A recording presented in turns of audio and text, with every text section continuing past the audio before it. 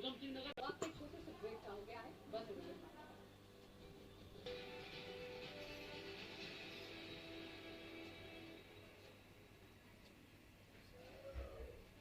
स्वागत है आपका और सत्तर का संग्राम में अब आपको दिखाते हैं कि पिथौरागढ़ की धारचूला विधानसभा सीट का क्या सियासी सत्र है।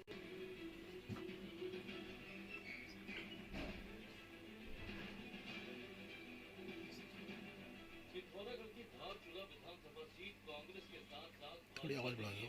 बेहद अहम है। पिछले दिन मेरा हाथ लगा जीत का गणित देखें तो धारचूला सीट को अब तक भाजपा जीतने में नाकाम रही है। 2002 में हुए विधानसभा चुनाव में इस सीट पर निर्दलीय प्रत्याशी गगन सिंह की जीत हुई थी, जबकि 2007 के चुनाव में भी गगन सिंह बतौर निर्दलीय प्रत्याशी चुने गए थे। 2012 के चुनाव में इस सीट पर कांग्रेस के हरीश धामी चुनाव जीत गए, मगर हरीश धामी ने 2014 में हरीश रावत के लिए इस सीट को खाली कर दिया। इस सीट पर 2014 में हुए उपचुनाव में हरीश रावत चुनाव जीत गए। 2017 विधानसभा चुनाव में कांग्रेस ने फिर से हरीश धामी को मैदान में उतारा, जिन्होंने भाजपा प्रत्याशी वीरेंद्र सिंह पाल को शिकस्त दी थी। हरीश धामी को भरोसा कि इस बार भी जनता का आशीर्वाद उन्हें ही मिलेगा।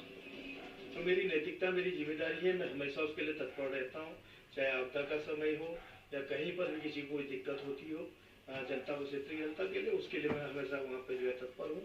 और जनता को विश्वास भी है कि पिछले 5 सालों में हमने जो काम किया है वो आज तक कोई नहीं कर पाया। धारचूला सीट पर पिछले 4 चुनाव में भाजपा खाता नहीं खोल पाई। 2017 में मोदी लहर के बावजूद भाजपा प्रत्याशी की हार हुई। इस बार सूबे में सियासी समीकरण वैसे भी बदले हुए हैं, जिससे इस बार भी सीट पर कमल खिलने की संभावना कभी नजर आ रही है। पिथौरागढ़ से एबीपी गंगा के लिए योगेश पाठक की रिपोर्ट।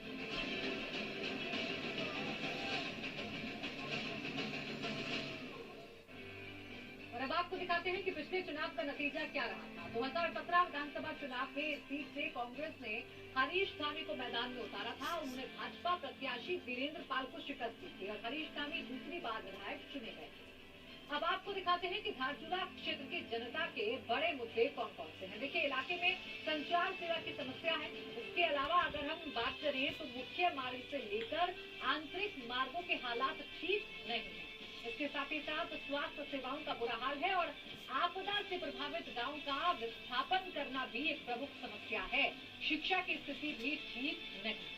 आइए अब आपको दिखाते हैं कि धारचूला की जनता विधायक के काम को किस तरह से देखती है।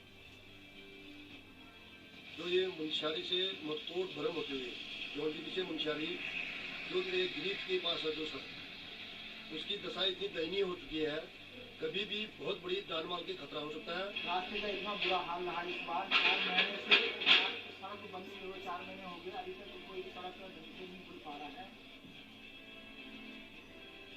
बड़ी खबर यह है कि पिथौरागढ़ में सीएम धामी ने बड़ी घोषणा की है। जीती हाट महोत्सव को लेकर बड़ी घोषणा की गई है। जीती हाट महोत्सव को राजकीय महोत्सव घोषित किया गया है।